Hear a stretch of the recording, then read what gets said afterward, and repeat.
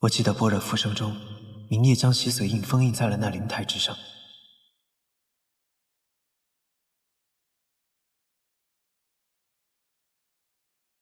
洗髓印与魔神气息相通，威力非同小可，既无法摧毁，为今之计，也只有封印在这水镜之下，借神力永镇于此了。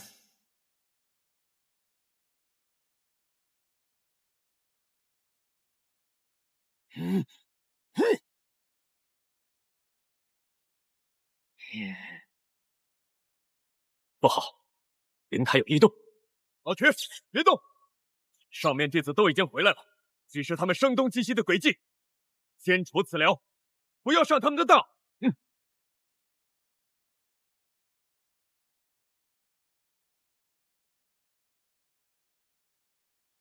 魔物住手！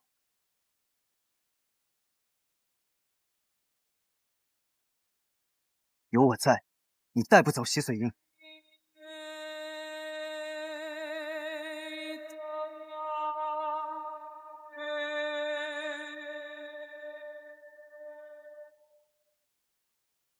是他，那我杀了你！昔日神命之损，怎能容你逞凶？就凭你，12神豁出性命也阻止不了尊神，你算个什么东西？洗髓之印，魔神之血，最终会归还尊神。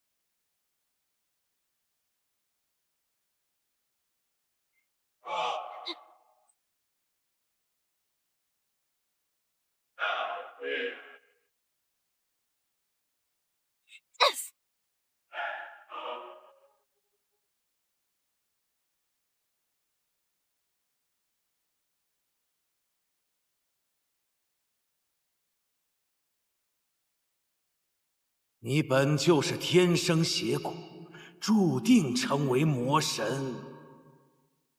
你是魔神啊！你本就是这世间最大的诅咒。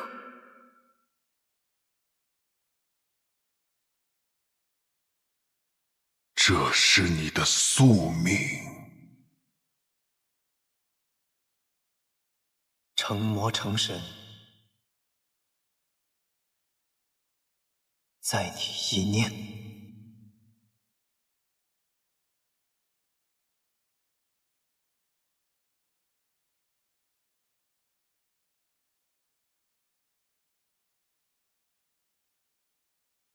明夜，你为何选我进入你的般若浮生呢？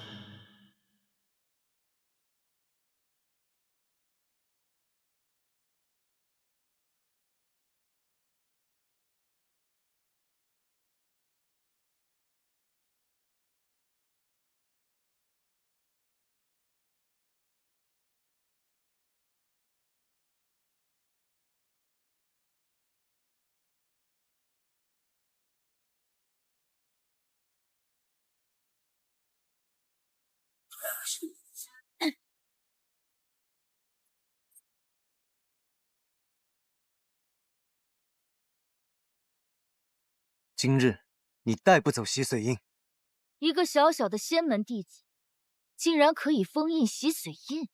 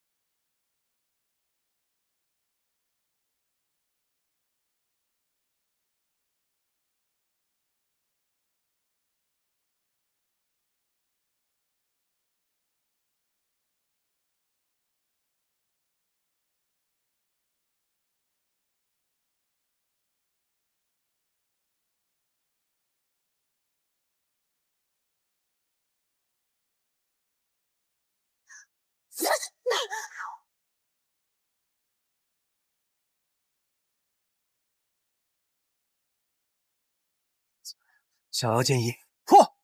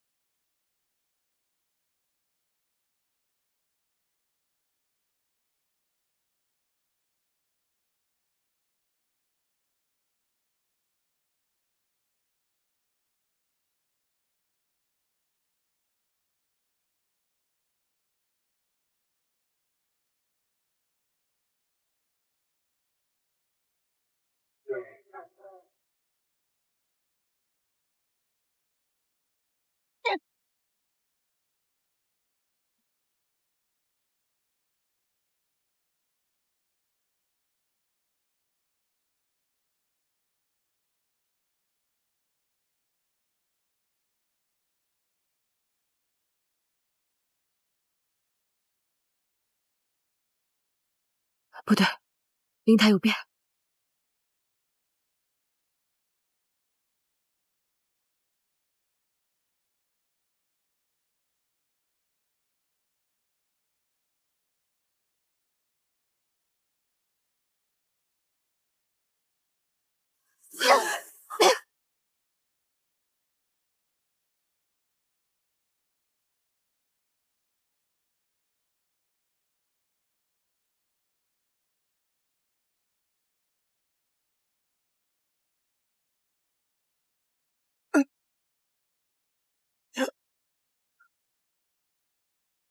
苍九明，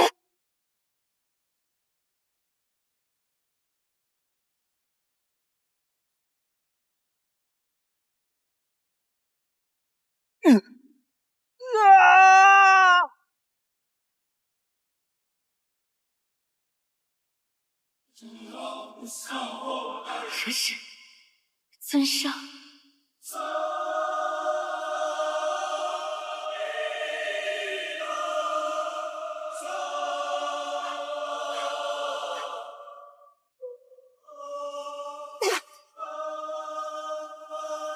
苍九明，别被魔气蛊惑，快醒醒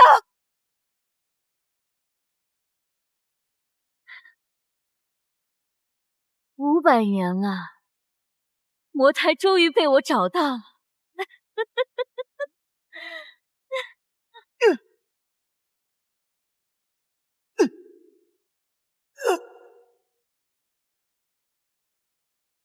看来他们找到了，终于把符咒打了进去。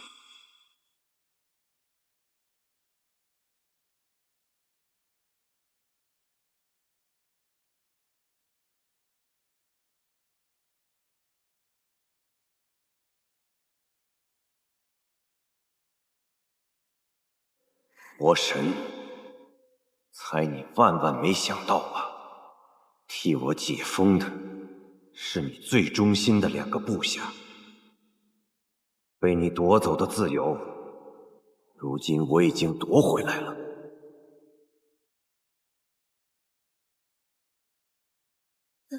谭太清，你本就是魔胎，怎可忤逆吾的意志？带着洗髓印融入你的心脉，吾便要苏醒了。苍九明，苍九明，快醒醒！醒醒！不，休想！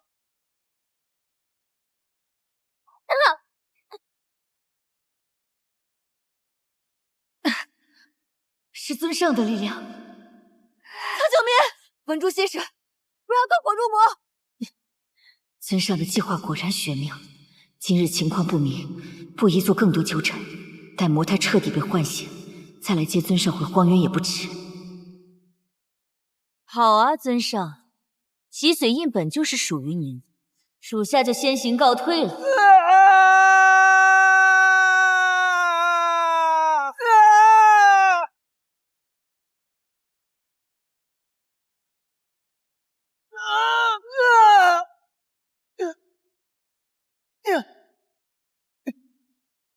这魔气是洗髓印融入心脉。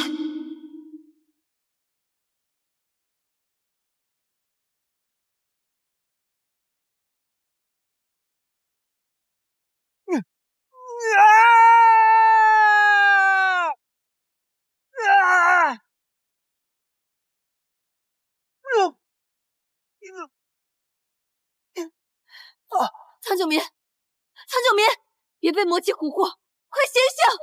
洗髓印已经连接了你的心脉，你不要命了吗？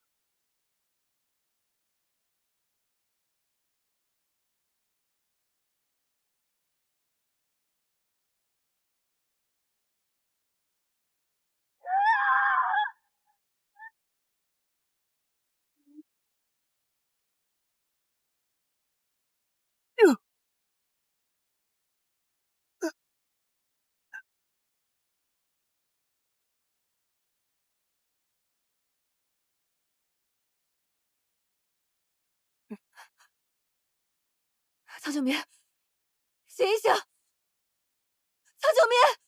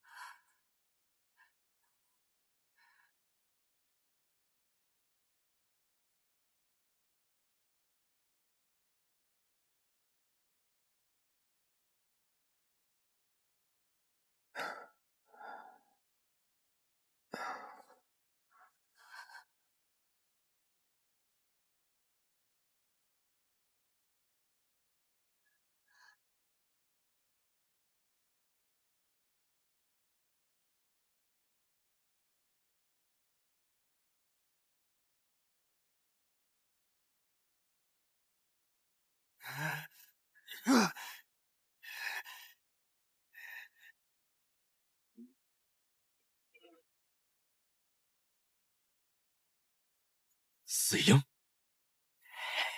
来得好！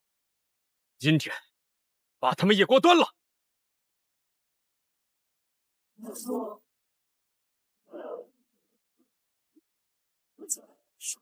金烈，无需恋战，我们走。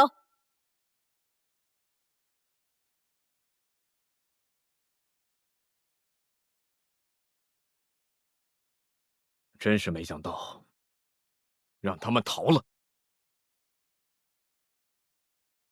莫非是有人泄露了我们的计划？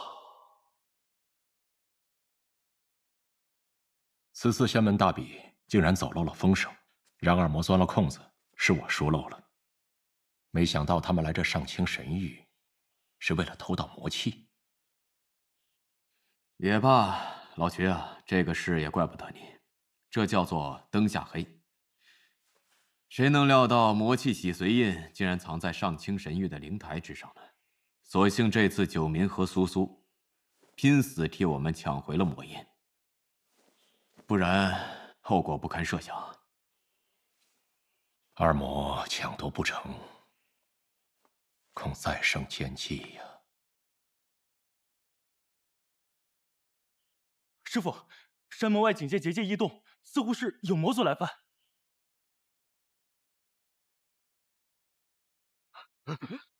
10万人擅闯仙门重地。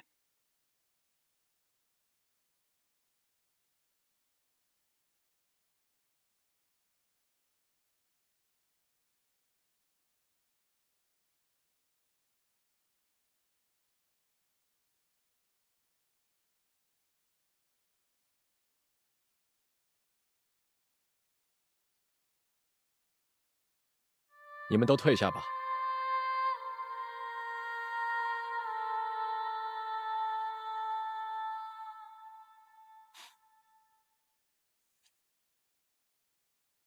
老兄，暌违已久了。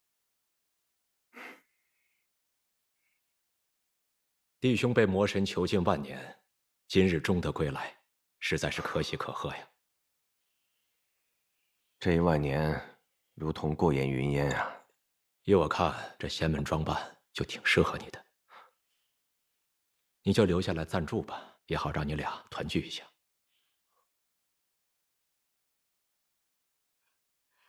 爹爹找我来，不知何事。若是苍九民的伤势，刚刚已经按照您的指示，把苍九民交还给赵幽伯伯带回去静养了。孩子，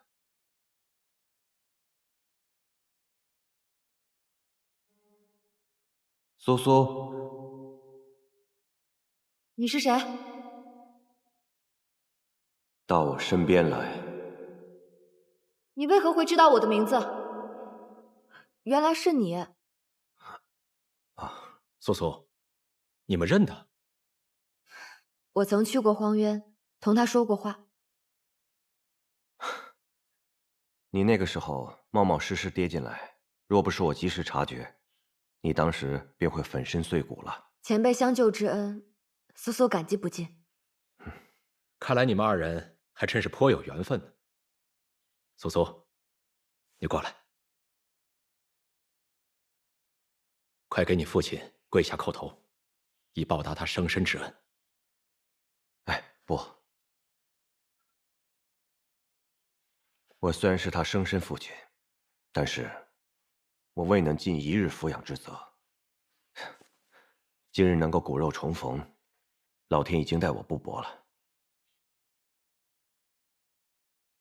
父亲，爹爹，这怎么回事？此事说来话长。万年前诛魔一战，网之主倒戈重伤魔神，却被魔神封印在荒原。数十年前，我与魔修苦战，重伤坠入荒原，险些被万妖吞噬。幸好我坠落在地面洞口之外，他竭力用魔气罩住我，驱散了众魔。我这才侥幸保住了一命。为了报答救命之恩，我便答应他，为他寻回他与亡妻初皇的凌乱。没见过，没有，未曾听闻呢。多谢。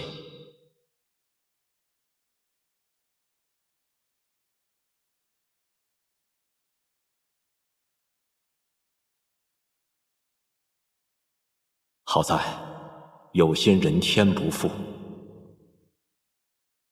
最终让我找到了他。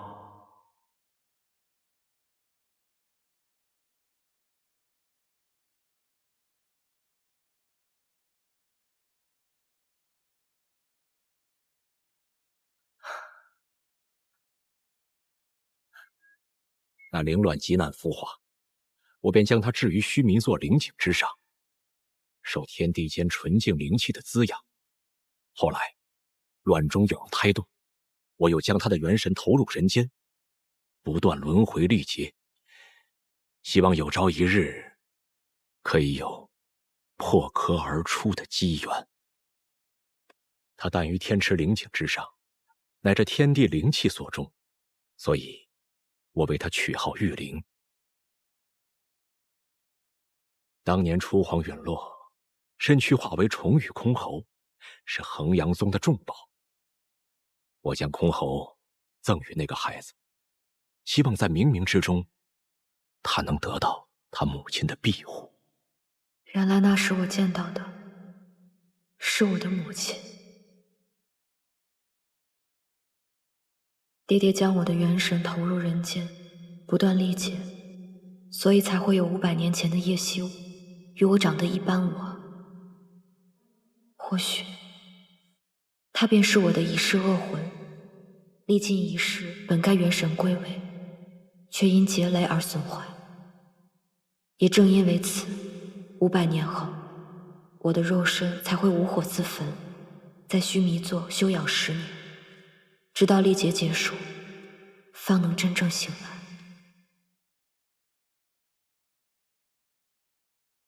事情就是这样。苏苏，爹爹瞒你这么久，你不会怪我吧？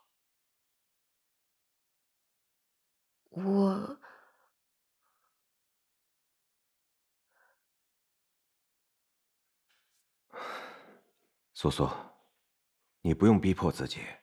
你若是不愿意认我这个父亲，甚至恨我，都是应该的。我不是恨你，我只是不知道该怎么做。没有关系，无论你认不认我，徐掌门永远都是你的父亲。养育之人无论是谁都没有办法割断。好了，无论你是否愿意唤我一声父亲，我们都会一同照顾你。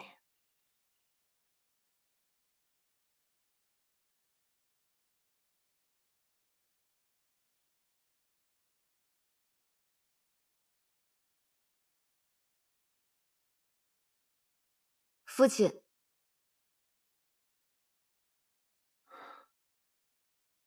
快起来。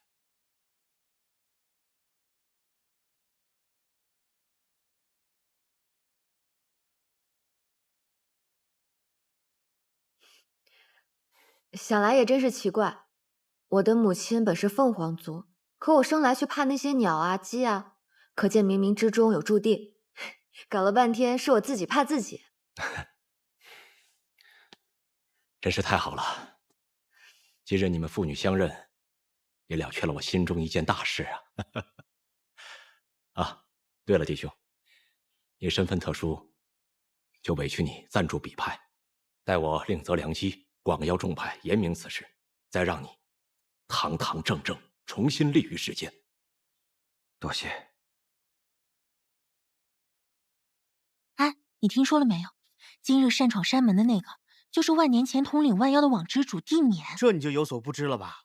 人家的发妻可是羽神出皇，为了寻找魔神的弱点，才以身试魔的。嘘，传说里不也说过吗？就是他手人的魔神。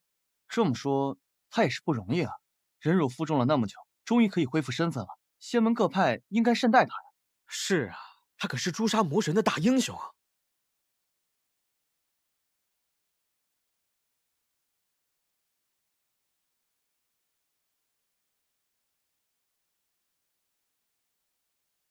村上的洗髓印封印破除之时，竟然也聚齐了姐姐的元神。姐姐，你终于醒了，村上这是又救了你一次啊！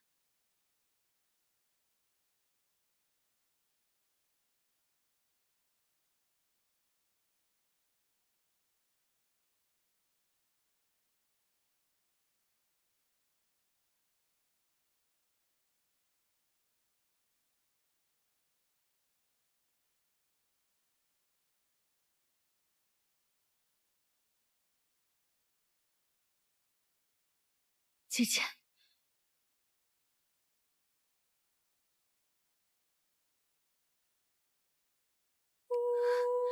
姐姐，我是四英啊，四英。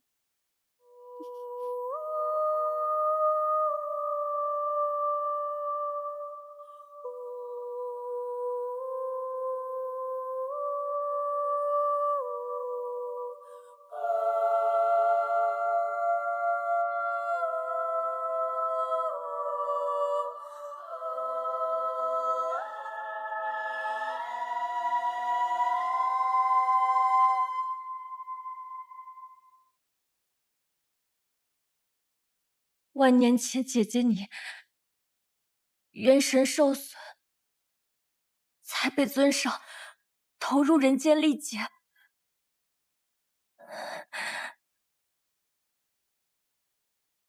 现在你元神修复归来，我们姐妹终于能够团聚了。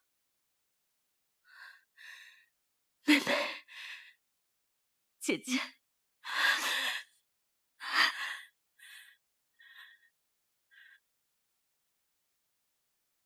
苏苏，既然你已经知道了自己的身世，所以你出关后的这些变化，自然也就都有了答案了吧？凤凰一族天生适宜修行无情道，那是成为神的捷径，但是此事还得由你自己来决定。爹爹，我知道了自己的来处，就更加坚定了自己的去处。我的母亲被魔神所杀，父亲又曾被其禁锢，于公于私，对抗魔神都是我的使命。要是魔神真的重临世间，那么四周三界，唯有真神才能与之抗衡。只是如此重担，全部交于你一人来承担，这……请爹爹放心，苏苏保证，魔神不会再有重临的那一天了。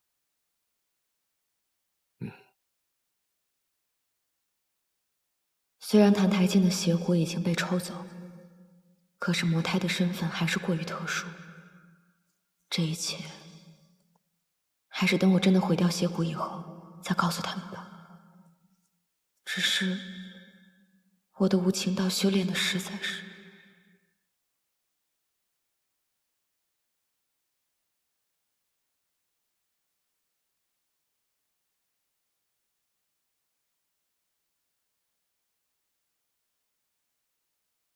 苍师弟找我，不知何事。此番前来，的确是有一事相求。洗耳恭听。其实，我出生于500年前的景国。幼时，我被父亲厌恶，被他人欺凌，从未感受过这世间的温情。突然有一个人，他来到了我的身边。一开始，他总说要杀我，可他却又几次三番的救我。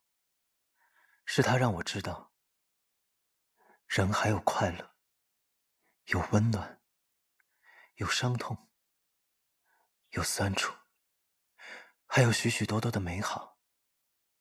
后来，他说他喜欢我，我那时不知有多欢喜。如果时间可以永远停留在那一刻，该有多好。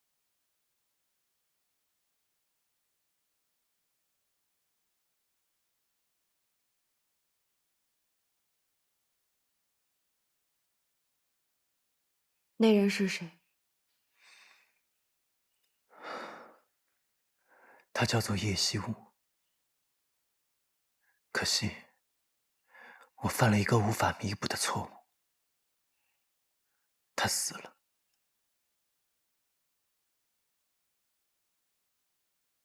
人死不能复生，请你节哀。原本，我想将自己与他一起付之一炬，可有人告诉我，这世间有幽冥之水汇聚着三界的元神。我为了能再次见到他，找到了幽冥之水。我在幽冥川中寻了他整整500年，日复一日，被弱水灼烧肌骨，痛彻百骸。直到后来，我已经感觉不到痛，也感觉不到自己还活着，可我却还是没能找到他的元神。后来呢？直到有一天，我觉得自己就快要死了，幸而被赵幽真人所救，成为了逍遥宗的弟子。这便是我500年来所有的经历。九明师弟说这些给我听，不知何意。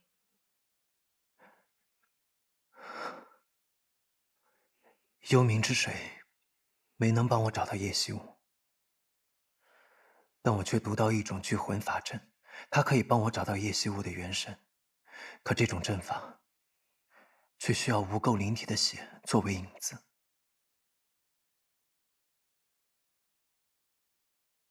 不知黎姑娘可否能帮我找回我所爱之人？若我真的能够寻回他，我愿意倾尽自己所有的一切去补偿他，哪怕是他想要我这条性命，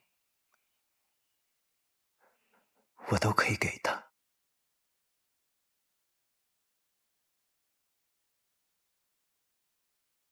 我帮不了你。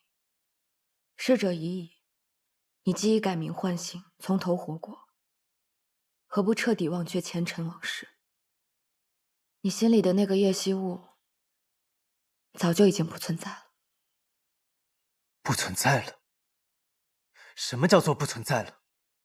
你们有着一样的面孔，有着一样的性情。玉灵仙子，你就是叶希雾，你为何都不敢承认？你知不知道，你甚至都不敢看着我。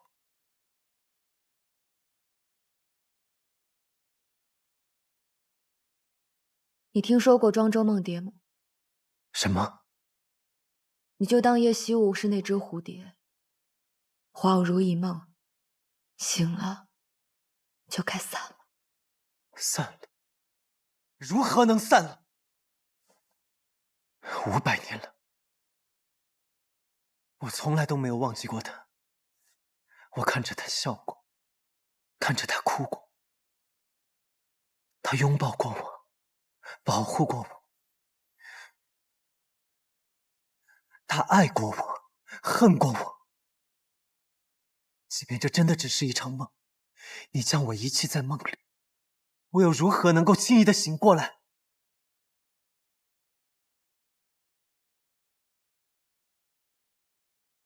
我听不懂你在说什么。我的梦已经醒了，你醒不醒，都与我无关。澹台烬，你若是真的想偿还，就忘掉过去，好好做你的苍九民。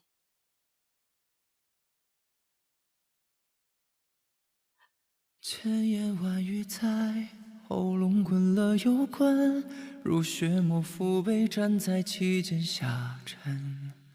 那云行事不堪，是掌门之女黎素素。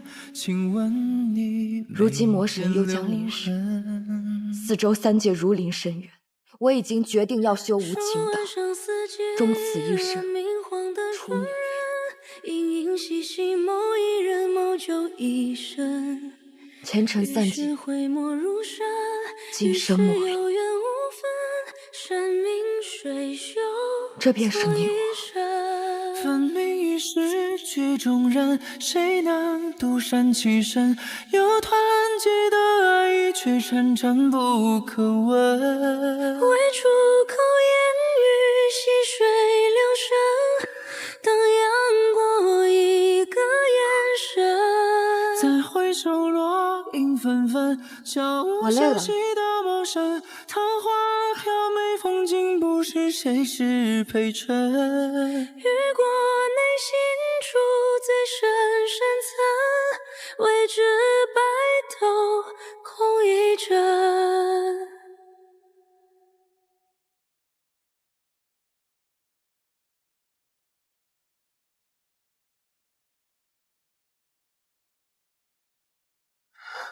原来你说生生世世与我不复相见，是真心的。大梦酩酊莫停顿，酒醉到10分寸，借着耳鬓厮磨，叹泪弱的掌纹。能众里相逢，心之有深。世事抵不过一吻，分明已是曲中人，谁能独善其身？有团结的爱，却缠缠不可闻。明知相拥于遍体伤痕，仍为你固执一生。再回首，落英纷纷，悄无声息的谋生。桃花飘美，风景不知谁是陪衬。雨过内心处最深他爱不我，恨我。未知白头空一枕。即便这真的只是一场梦，你将我遗弃在梦里，我又如何能够轻易的醒过来？谁能独善其身？有团结的爱，却缠缠不可闻。原来明知相拥你说生生世世与我不复相见，是真心。大梦一场，情丝缠绕一吻，爱早已深根，心中下难舍难分。雨过内心处最深深层，眷恋你世世生生。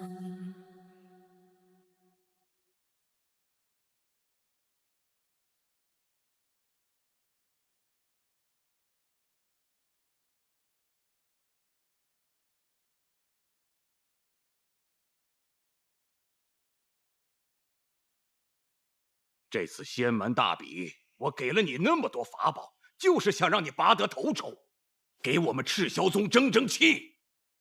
你倒好，不想拔得头筹也就算了，你干嘛要去调戏人家姑娘啊？你说你怎么这么不争气呀？那我还受伤了呢。爹，你都不帮我出气，我还帮你出气。我现在都没脸见人了，你什么时候能够像苍九民和宫野纪无那样给我长长脸？我倒是想像他们那样，可我压根儿就不是那块料啊！您天天就知道让我用功，有本事你也用功，再生一个像他们那样的。一派胡言！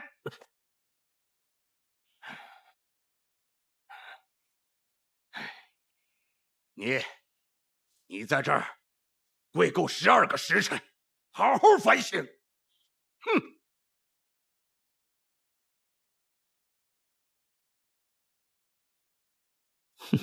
苍九，你给我等着！小爷我早晚让你身败名裂。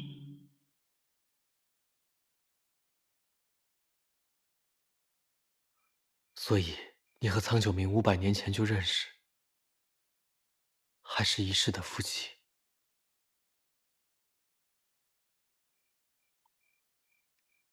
个中缘由复杂，是我不便解释。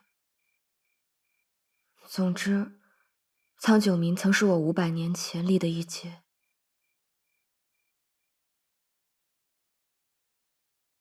难怪你在出关后，便一直郁郁寡欢的，好似变了一个人。师兄，我不想骗你。我与谭台烬之间已尽成前尘往事，可我与他重逢之后，我才明白，就算我与他无法再续前缘，我的心里再也不能装下别人了。素素，你跟我说这些是为了……因为我再徘徊不定下去，只会更加对不起你。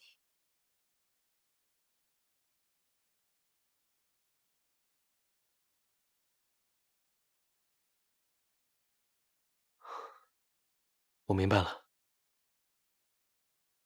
素素，你不必感到内疚，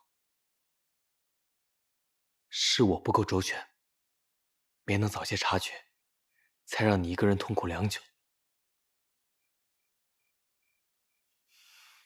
我虽心有不甘，但无论如何，我都希望你可以按照自己的心意得到幸福。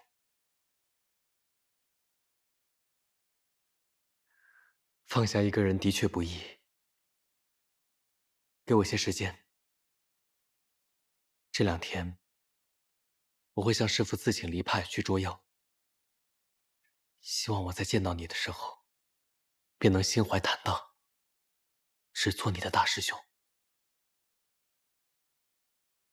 大师兄，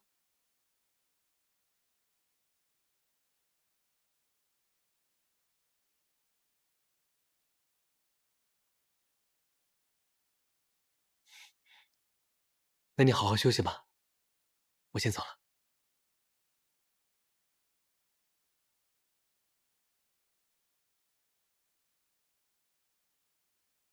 对不起了，大师兄。长痛不如短痛，这么做，对你我才是最好的选择。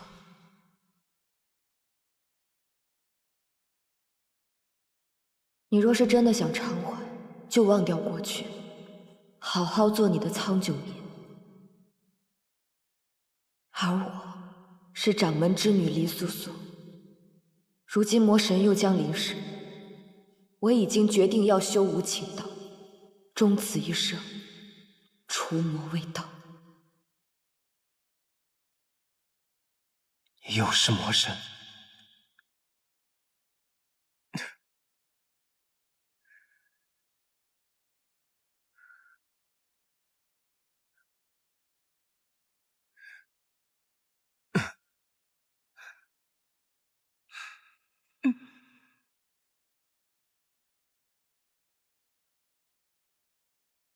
魔胎现世，魔气认主，魔神便会复活，三界将面临灭顶之灾。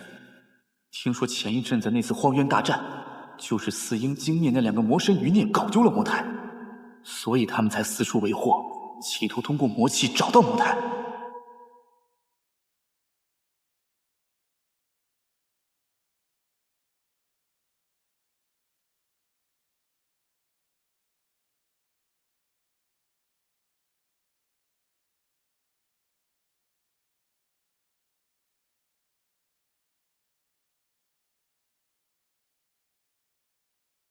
繁星时，抬眸间，忽然月上缺。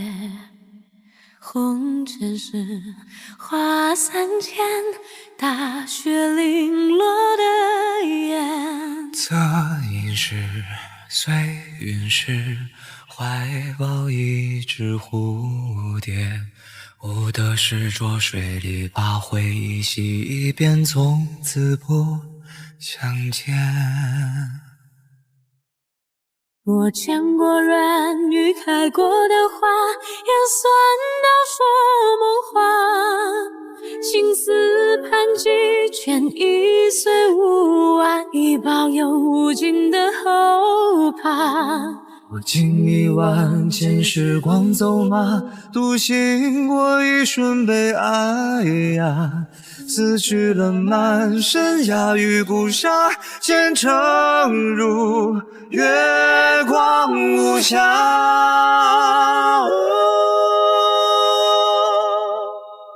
你听那一呼一吸的话，如同众生繁华。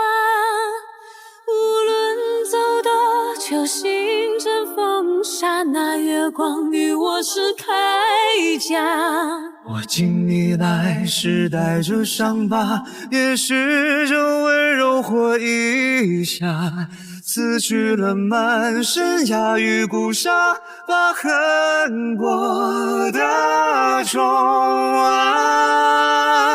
呀，浮生笑幻梦大，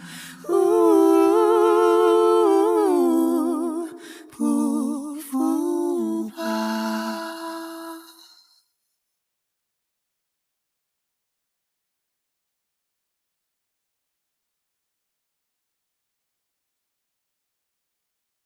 听说前一阵子那次荒原大战，就是四阴精灭那两个魔神余孽搞丢了魔台，所以他们才四处为祸，企图通过魔气找到魔台。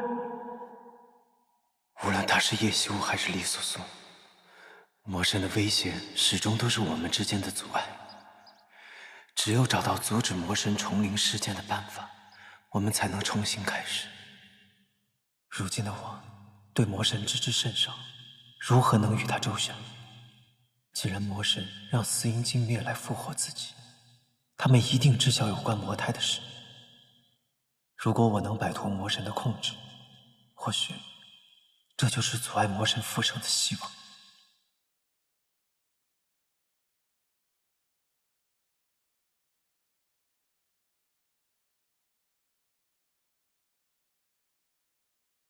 这就是荒渊了，和当初在般若浮生中看到的一样。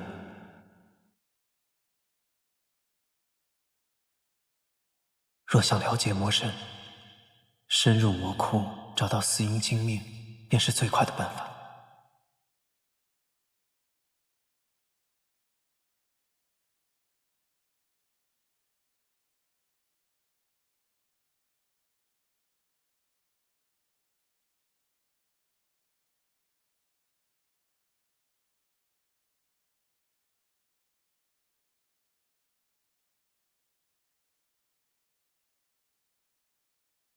这里地貌复杂，仿佛迷宫，如何才能找到他们？小妖禁欲，行踪密引。而魔所在之处，魔族气息必然会强盛，顺着魔气，一定能找到他们。好重的魔气，应该就是那个方向。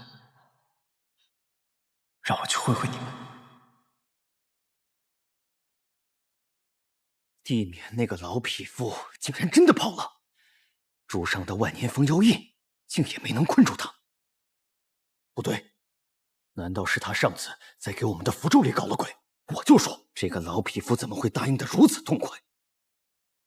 若是让我再见到他，定要将他碎尸万段。那是什么？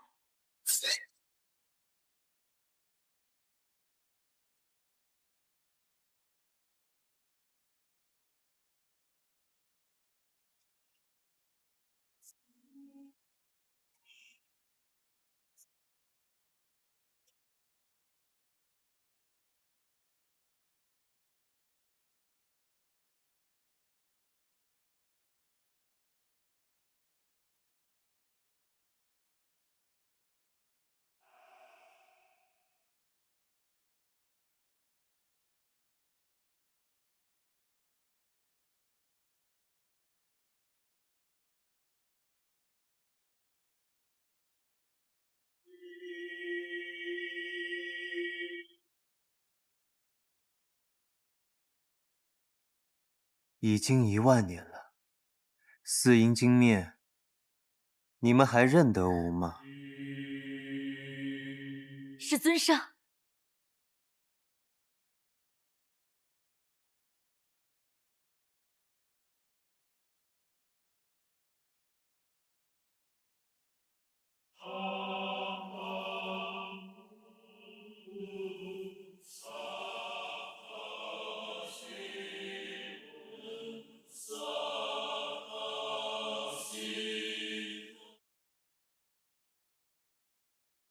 这10000年里，吾交与你们去办的事怎么样了，四英？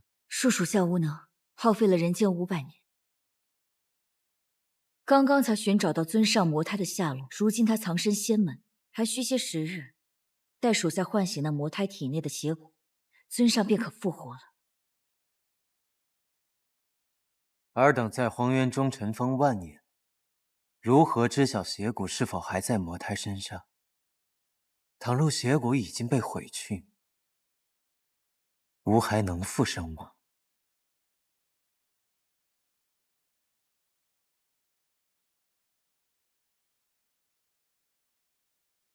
尊上不必担心，邪骨是无法被毁去的。它承载着您的意志，只要3界众生不灭，恨苦不绝，便永不消亡。可吾仅留下了邪骨，左右不了那魔胎的意志。没有人能违抗邪骨的意志，也没有人能阻止您的复生。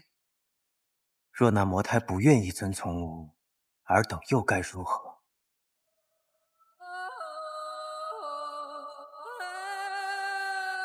不管他愿不愿意，邪骨都会让他饱受苦厄，最终为魔神献身。哦，你们如此有把握？尊上请放心，除了您自己，没有人知道您计划之中的破绽。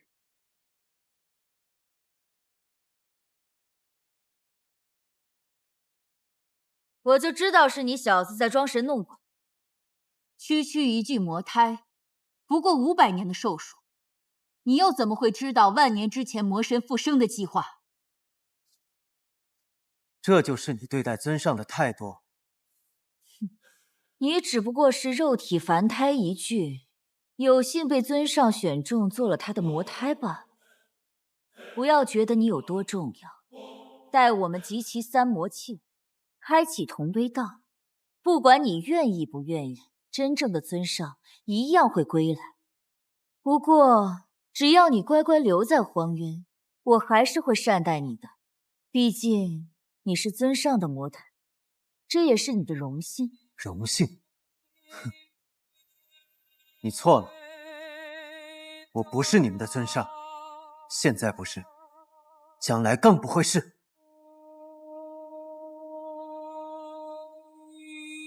这是想来就来，想走就走的吗？他已入仙门，一心向着正道，无论我们说什么都不会停。可就这么轻易让他走了？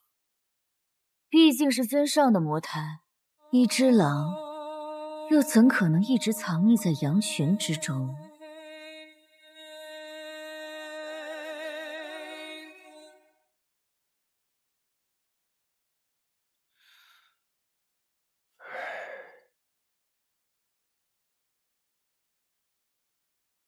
父亲，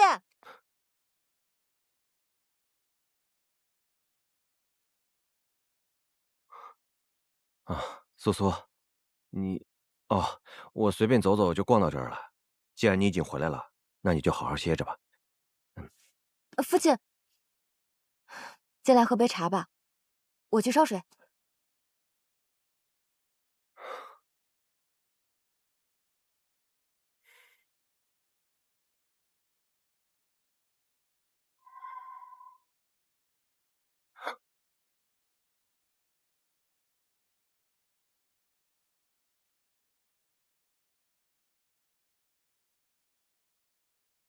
网之主，地冕，他为什么会出现在这里？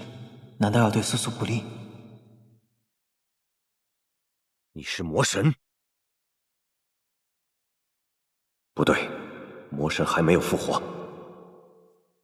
你就是魔神留下的那具魔胎吧？竟敢堂而皇之的出现在这里，就不怕被仙门的人发现，将你除之而后快吗？看来他并不知道我在这里，应该不是为了我而来的。难道他要对苏苏不利？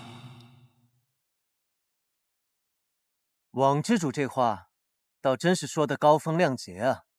我若不是知道你曾率领妖族追随魔神为虎作伥，以致众神陨落，出皇惨死。我简直都要以为今日认错人了。你究竟是谁？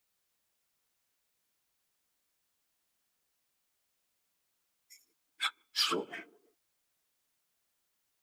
如果他只是魔台，又怎么会知道万年前的旧事？不能让苏苏涉险，来试探一下虚实。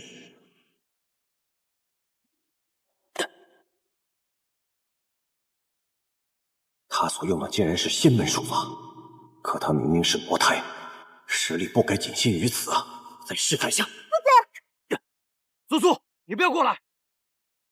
你有所不知，他是一个……女儿知道，我知道父亲在想什么。可我们眼前这个人，他是苍九民，是逍遥宗的弟子，不是别人。个中缘由，恕女儿不便言明，但请父亲信我。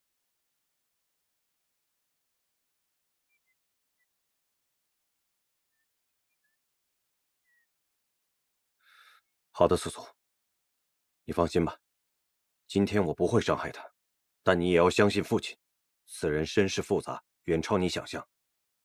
今后你该离他远一些，千万别被他蛊惑。不过我向你保证，只要他不伤害你，我就不会对他出手的，也会替你守住这个秘密。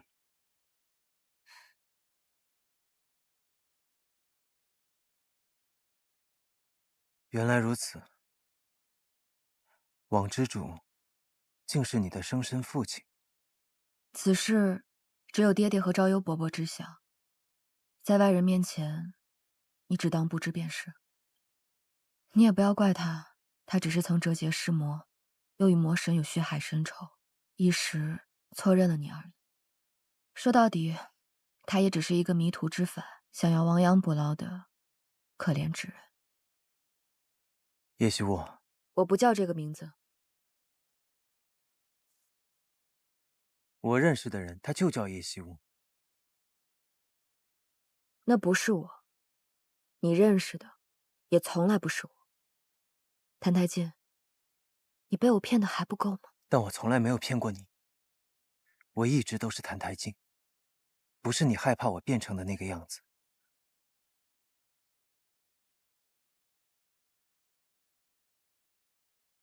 叶希沃，这500年，我每一日都会将与你在一起的每一个片段仔细回忆。况且我也在仙门中生活了一段时间，你所担心的那件事，如今我也猜到个大概。我不是魔神，不管你愿不愿意告诉我真相，我永远都不会变成那副模样。这个秘密，我还是会替你牢牢守住。不知道，对大家都好。洗髓印的事，我也会替你隐瞒。还有一件事，洗髓印不是我接触的第一件魔器，还有一把魔弩。我同你说过，500年来我都在幽冥川寻你，也是在那里意外的发现并融合了屠神弩，也是这股力量将我从幽冥川送出，这才有了师父将我捡回一事。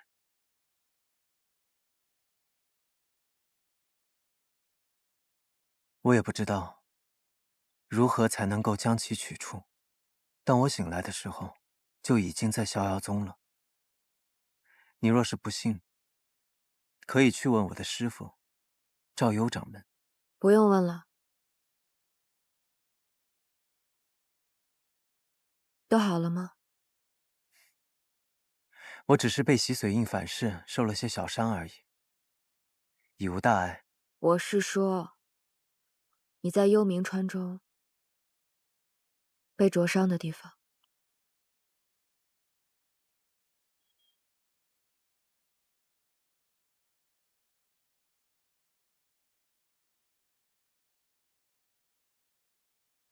已经被师傅治好了。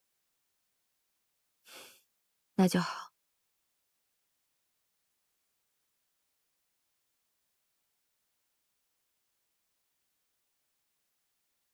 你说叶惜雾只是一场虚梦，可是，在上清神域，我见到万年前被砍断的红奈果树，都有重来一次的机会。曾经的网之主地冕，也有重新来过的机会。若是苍九明和黎苏苏从头开始，你说还会不会有机会？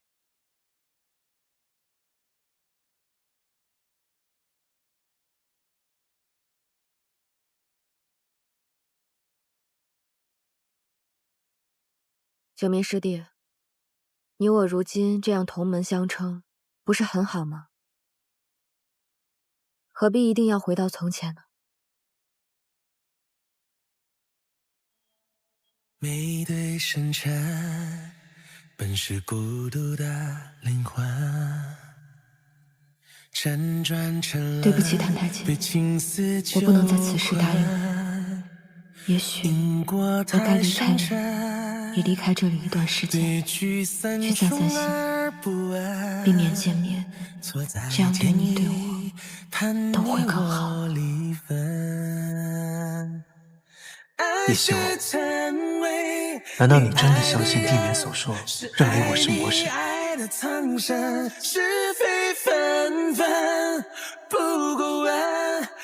我许你500年，过往种种，我绝不能轻易舍弃。更何况，我是谁？我会成为谁？我可以自己决定。我一定要向你证明，我不是魔神。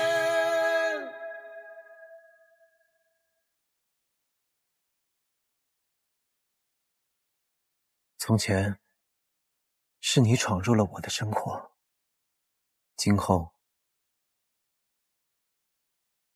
也轮到我来与你纠缠。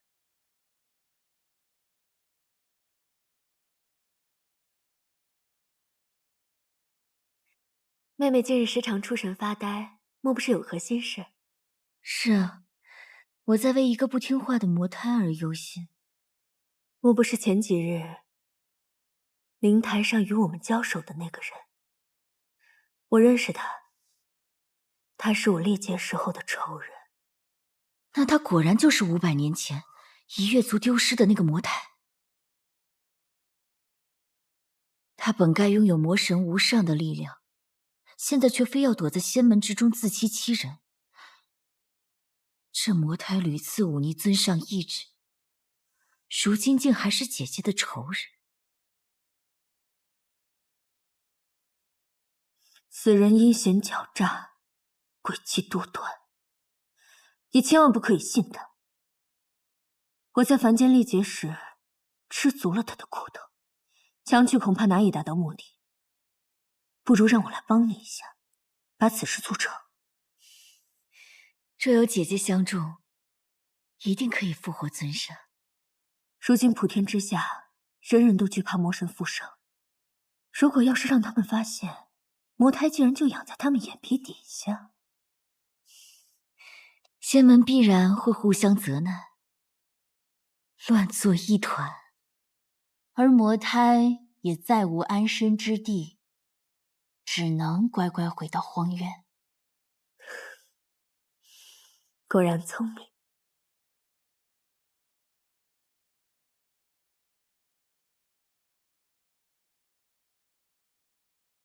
这便是他的过去，其中必能发现其软肋。他竟然也在？谁？立在苍九明身边的那个人，是一月族人，如今是金灭手下。你是说念白羽，如今也在荒渊？正是。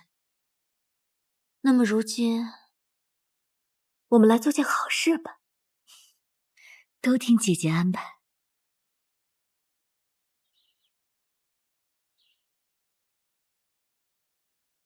徐掌门，师傅。陛下。念白羽，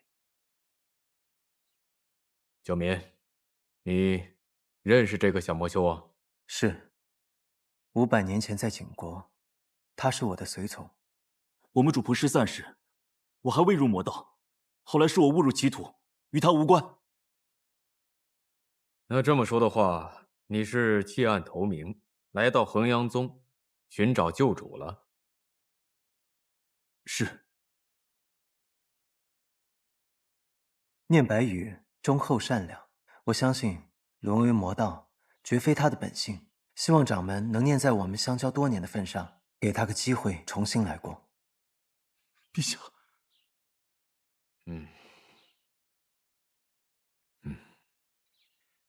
既然你替他说情，那就留下吧。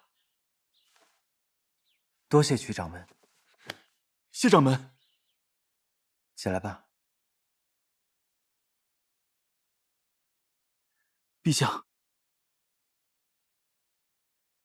你快起来。陛下，我已经不再是什么君王，也不再是谁的主人。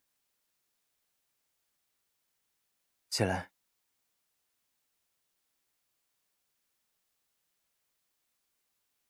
白羽，无论过去如何，所有事情，如今都可以重新来过。你可以不用再守在我的身边了，不管是留在衡阳宗，还是回到夷月族，你都可以自己选择。我想留下。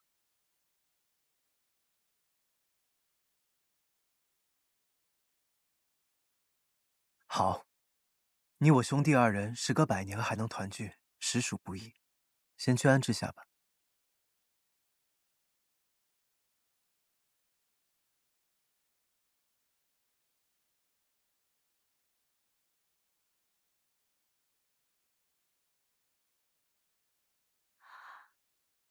怎么是你啊？月牙。掌门说来了个魔修，让我带去安置，没想到是你。你一个紫袖州弟子，怎么又成魔修了？月牙姑娘，对不起，唉，既然掌门让我安置你，你放心，我一定尽职尽责，好好照料你。跟我走吧，大骗子。哎呦，这位仙师好生厉害！是啊。师兄，我不想骗你，我的心里再也不能装下别人了。我明白了。谢谢神仙，帮我们打退了妖怪。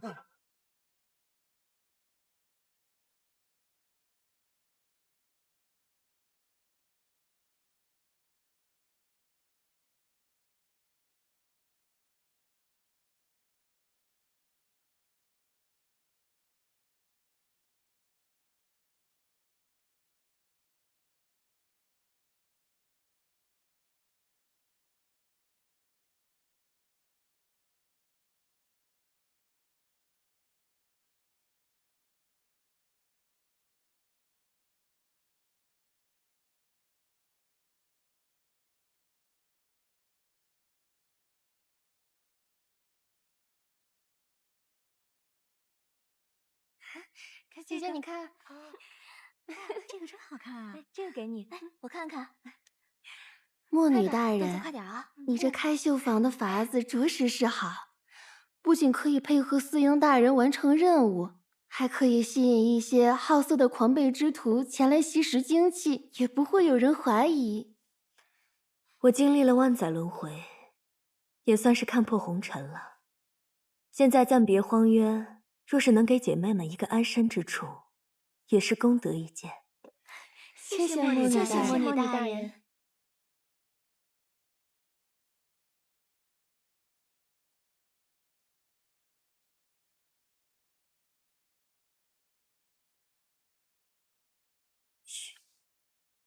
仙门的人来了！仙门，有人吗？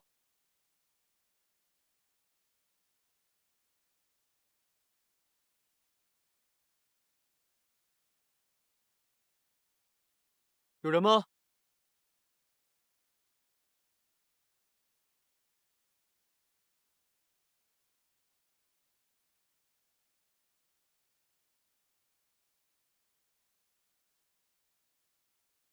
公子来我这绣房，不知有何贵干？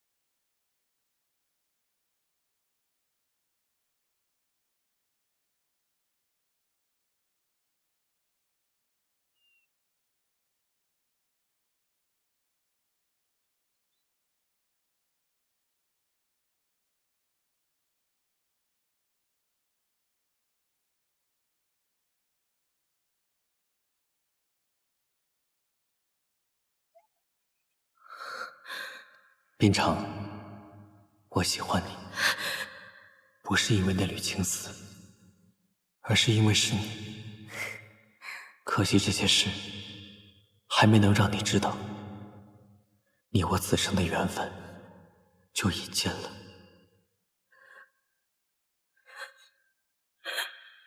小丽，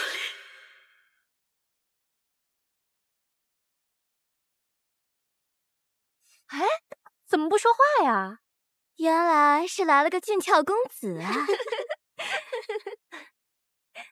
探妖灯并无异常啊，在下宫野继武，我乃长泽山衡阳宗弟子。今日原本是要去景国都城，不慎误入此地，叨扰了。原来他也成了仙门弟子。小女子姓莫，公子叫我莫女就好了。我是这座绣房的主人，她们是这儿的绣娘。莫姑娘，我方才察觉这附近有妖气，担心妖孽游荡，不知你们可曾遇到过？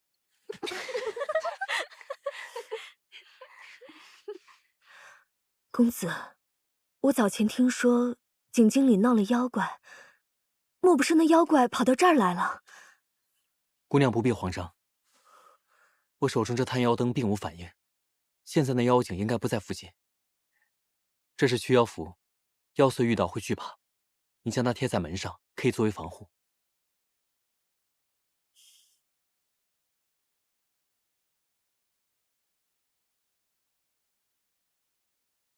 那我就替姐妹们谢过公子了。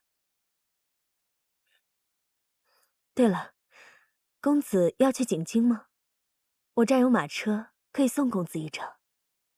不了，太劳烦姑娘。不劳烦，相逢即是有缘人。我本就要进城采购丝线，一个人行路也有些怕。既然顺路，那便与公子同行吧。那就有劳姑娘了。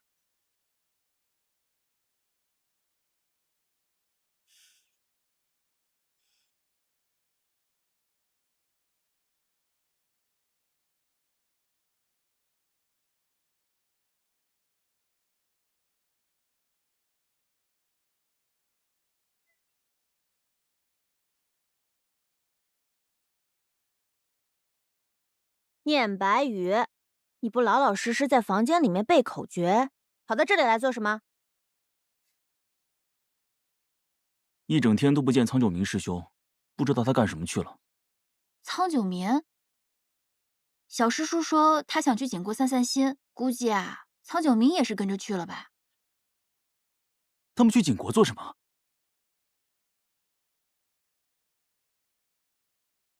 你是来我们衡阳宗盯梢的吗？怎么事事都要打听？你怎么这么紧张啊？开玩笑的，真是块木头。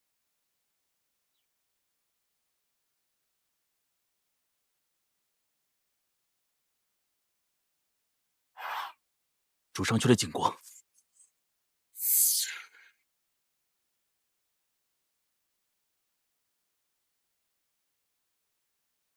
只要魔胎现世，魔神便没有不复生的道理。苏苏这孩子单纯善良，但心存侥幸，恐怕会酿成大祸。我不能这样袖手旁观。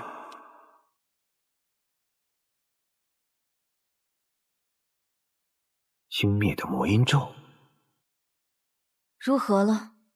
念白羽那个小子传来消息，那魔胎去了景京，没想到他还真是个情种，既然他那么在意那个小丫头，不如我们好好加以利用，就用这个小丫头的命，好好逼他一把。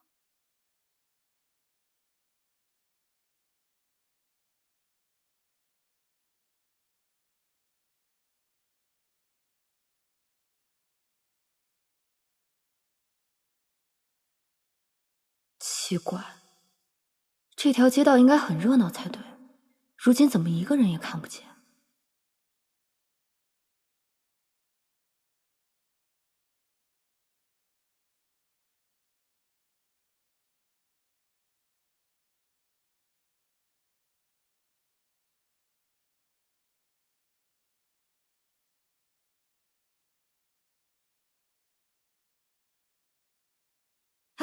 这位大哥，请留步。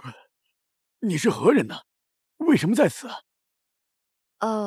我路过此地，想在此借宿一晚，却见这客栈关着门，不知发生什么事了。你还是赶快离开这里吧，这里一入夜就妖物横行，都闹了有大半个月了，人心惶惶，谁还敢出门呢？你要住宿，还是另寻一家客栈吧。哎，为何啊？难道偏偏你家的客栈住不得？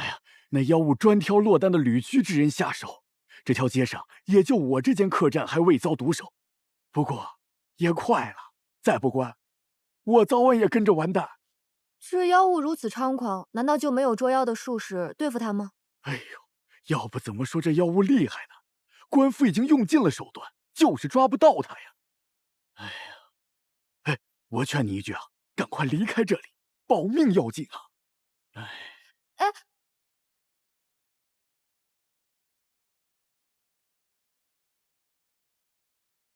玉灵仙子脚程好慢，叫我好等啊。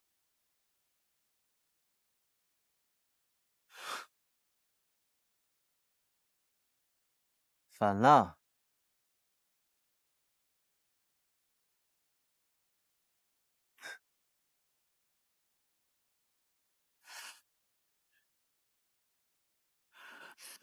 摊台记，你怎么跟狗皮膏药一样？我好不容易有机会下山散散心了，大路朝天，我们各走一边，行不行啊？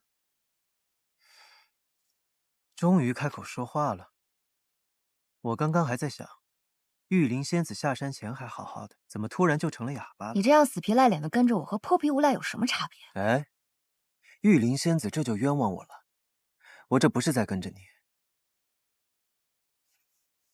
即便是隔了500年，这景京的泼寒节还是1年1办，各地人士都会来凑热闹。我本就是景国人，自然会出现在这里。若真要论一个先来后到，那应该是你跟着我才对。摊台记，你在逍遥宗净学那油嘴滑舌的功夫了是吧？不好好修炼，出门再来就不怕碰到个妖怪。哎，没关系啊，有玉灵仙子在，宁洪福齐天，可以罩着我。哼，说不过你，你自己玩吧，我先走了。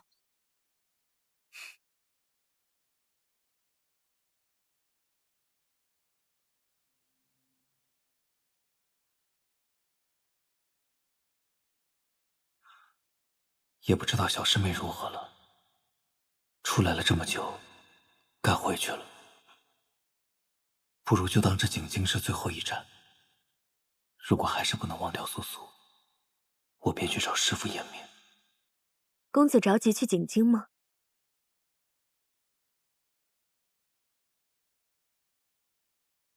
这么急着去景京做什么？除妖？我是去寻找一个答案。不过路见妖魔，自然是要除的。萧离，如今我也是妖仙了，你若是知道，不知会是什么表情。墨女听闻景王悬赏天下术士除妖，那景京妖怪似乎凶恶得很，公子此行务必要小心。你看吧，你一来景京就闹了妖怪，有你在，果然没什么好事儿。那玉灵仙子可得赶快除了那妖怪，不要堕了自己的威名。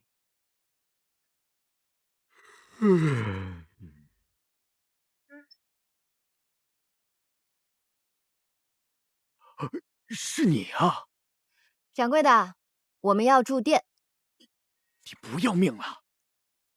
我呀，是来要那妖物命的。哎呀，姑娘，你怎么就不听劝呢？放心，你就给我们一间客房吧。掌柜，今日我也住在你这里啊？你们二位是开一间房还是2间呢？当然是2间。我出来的着急，分文未带，难道你想我今天晚上露宿街头吗？没关系，银子我带了。掌柜，给他开一间，离我那间越远越好。好。小人之心。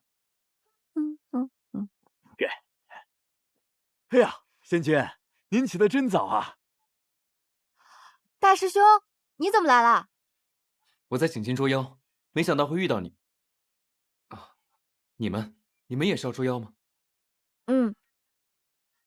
师兄，你来的正好，捉妖这事儿你最擅长，快帮我们出出主意。好啊。唉，看什么？好看才看啊。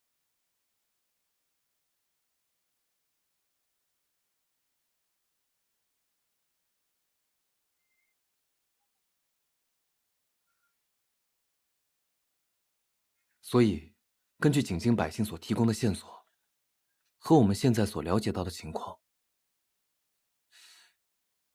这妖怪会变换形貌，还会读心。还有，一旦入夜，他们还能蒙蔽仙门法器，所以一般术士对他也只好作罢，必须要知己知彼，才好去冒这个险。我在藏经阁读过一本《猎妖图志》，上面讲，有一种叫夜魅的妖怪，可以变换形貌，专爱袭人脑髓，且喜欢痴男怨女。若人心有所思，他便会乘虚而入。师兄说的这本书我也读过，那本书中记载了一种法器，可以用来追踪夜魅。不过这法器的名字我记不起来了。没关系，我现在就以鸟兽传音回门派，让念白羽去藏经阁查一查，将那法器送过来。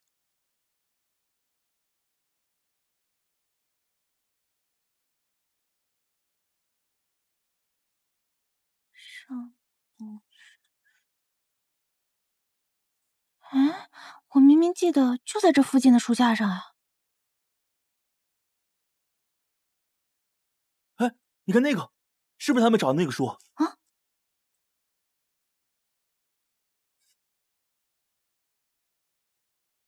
夜魅，夜魅。哎，找到了！夜魅嗅觉灵敏，可嗅到人心所居所爱。嗅觉灵敏，必然惧怕强烈的味道，可以沿途泼洒符水，来限制夜魅行动范围。哎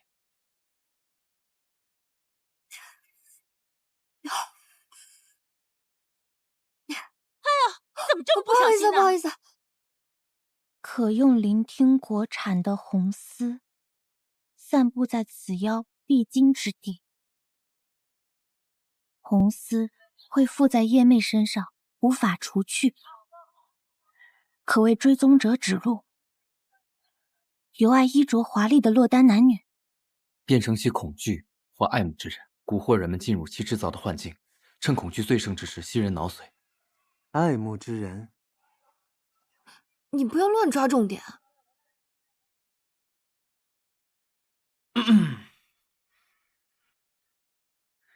然后我们3人分头行，在未洒符水的街道上守株待兔。景京有条3岔路，只有一个出口，便由我守在出口，定让他无处可逃。这个办法好啊，总有一个人能等到夜魅。什么佳偶情深，都比不上这杯中酒叫人快活。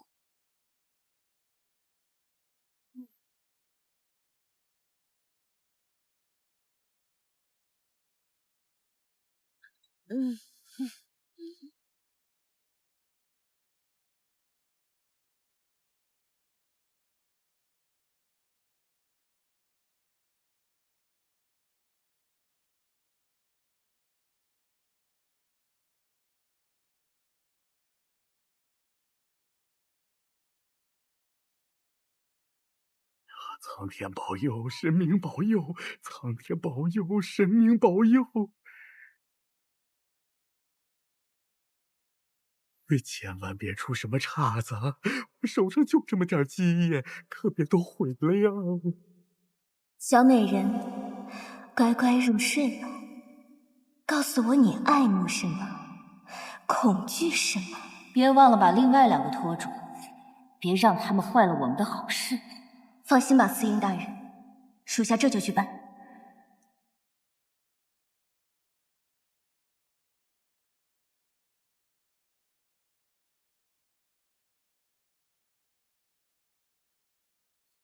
这是什么东西？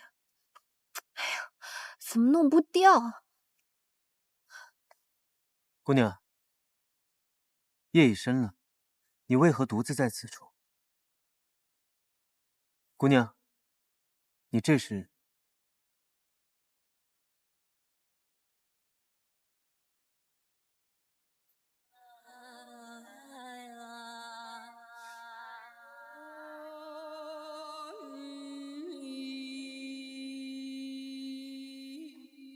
娘子，原来你在这里。怎么，就一会儿功夫不见，就这么想我啊？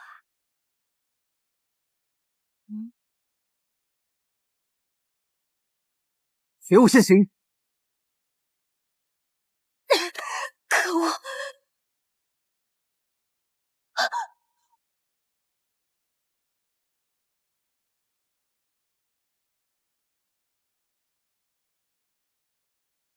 不知道他们俩那边怎么样了？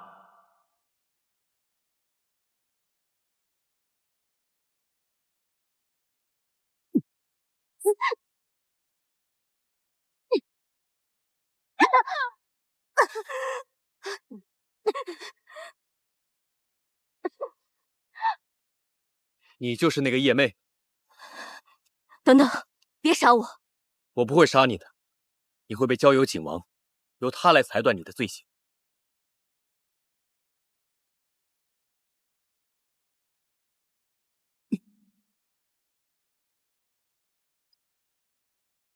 师兄，你心中的那个女子，我曾见过。想不想知道她的事？你们从小一起长大，照顾她的是你，陪她读书修炼的是你，等了她10年的也是你，就连你师父也觉得你是个值得托付的人。妖言惑众！我喜欢他，与任何人都无关。他喜欢谁，谁喜欢他，也与我无关。收！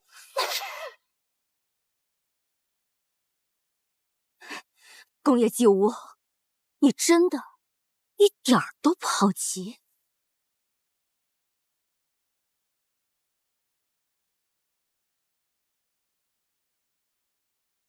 那苍九民曾娶她为妻，与她同床共枕。你喜欢的师妹是个有夫之妇，她不喜欢你，她喜欢别的人，她嫁给了别人，她不属于你，不属于你。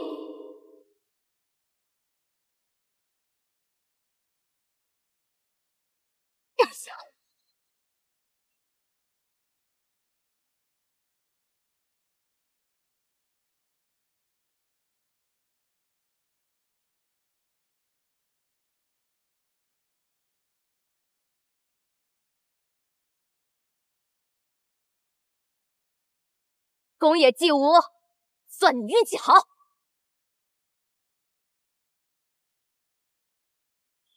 怎么会这样？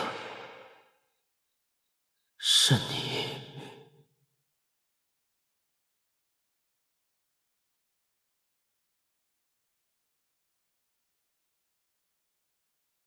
这里有打斗的痕迹。糟了，苏苏。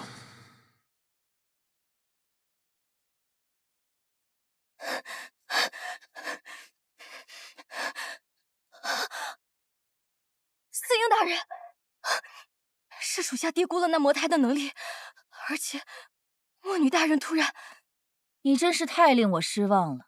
魔胎你对付不了，那个宫野纪武你也控制不住。你先起来，你给我听着，我们今天的目的是魔胎，其他的都不重要。我要你现在就回到他那个仙门小情人的梦里，去看看魔胎的弱点究竟是什么。是泼寒劫。这是哪儿？我们为何会在此处？是你带我来的这里，你看，这里多热闹。我？为何他们戴着面具啊？原来今日是泼寒节。人呢？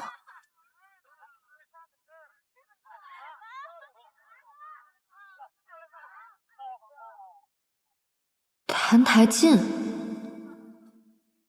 这是我。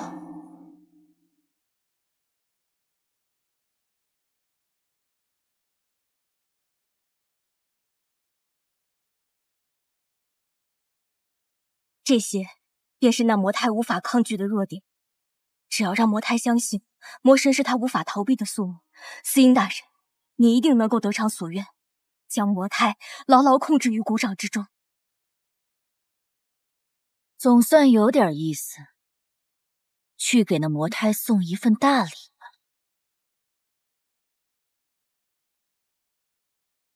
我怎么会在这里？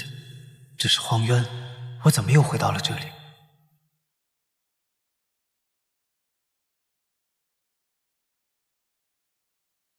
魔神，又是你！你把我带到这里想干什么？想干什么？吾正想问你，身为魔胎，却一直躲在仙门之中，你以为这样就真的能改头换面了？你好好记住吾这副面孔，这才是你未来唯一的样子。你错了，我过去曾是魔胎，但是现在我是仙门弟子苍九明。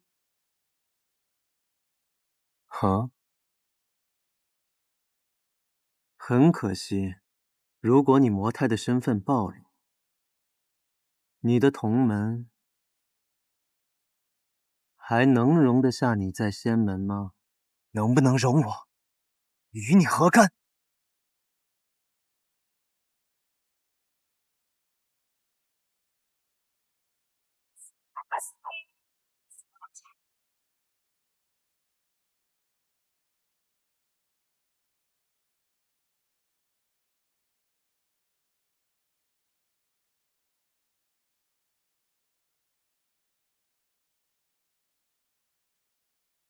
愚蠢至极！明明是狼，非要披上羊皮，隐藏在羊群之中。你这么甘心加入仙门，是为了他吗？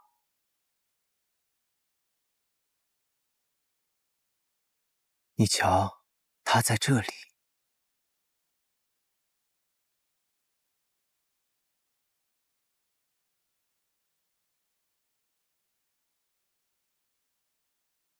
澹台烬，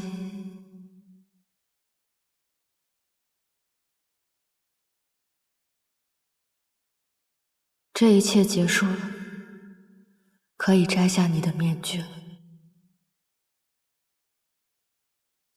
没想到吧，是我。澹台烬，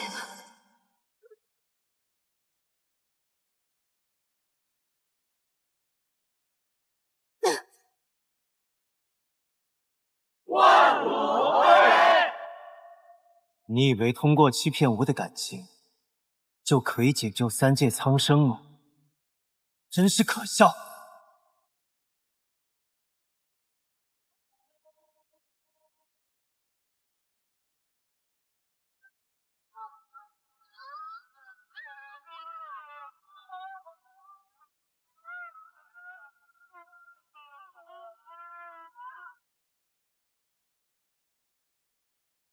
你都看到了吧？记住这副令你害怕的面孔，这才是我本来的面目。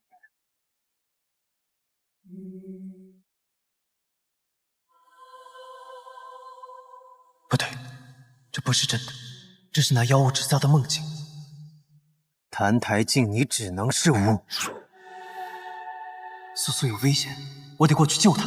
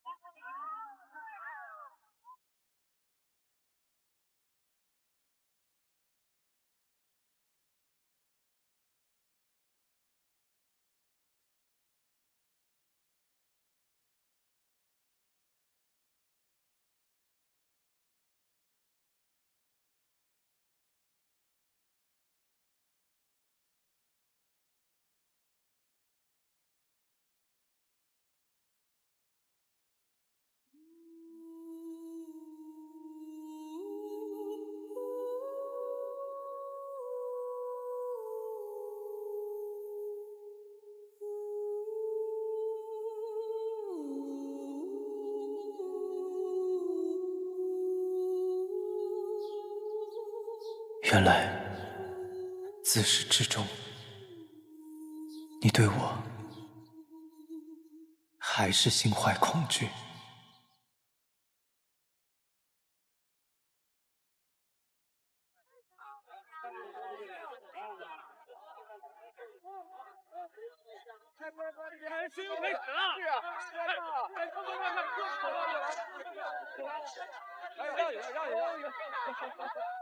跳身啊！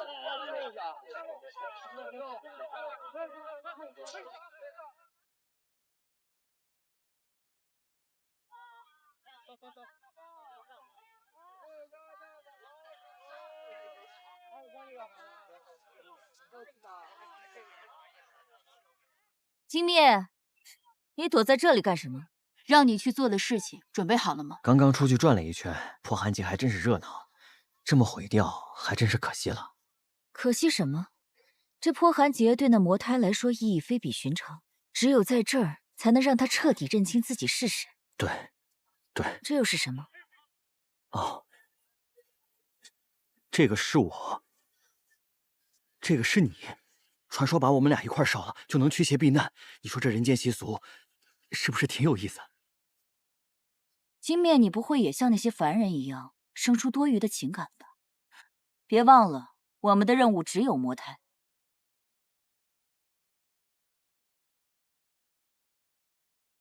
过了500年，这泼寒节看起来还是那样热闹。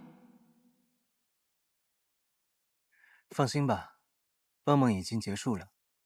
这泼寒节不会出现魔神的。那什么，昨天那妖物他就是……所以我还是你最害怕的人。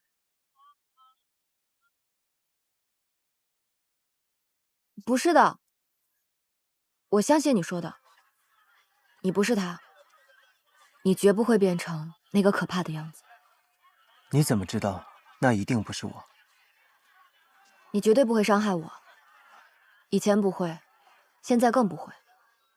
你从前是澹台烬，现在是苍九民，是逍遥宗最具人善之心的仙门弟子。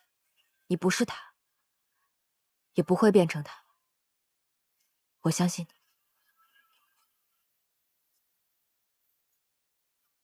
我知道了。知道什么？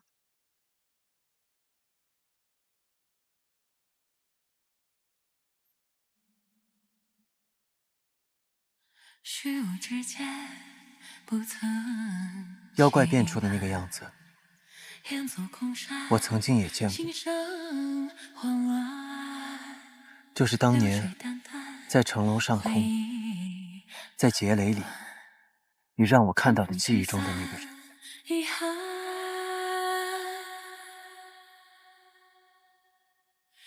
翻笼之中来世宿命，向何处谈？深渊之中时空轮转，心在呼唤。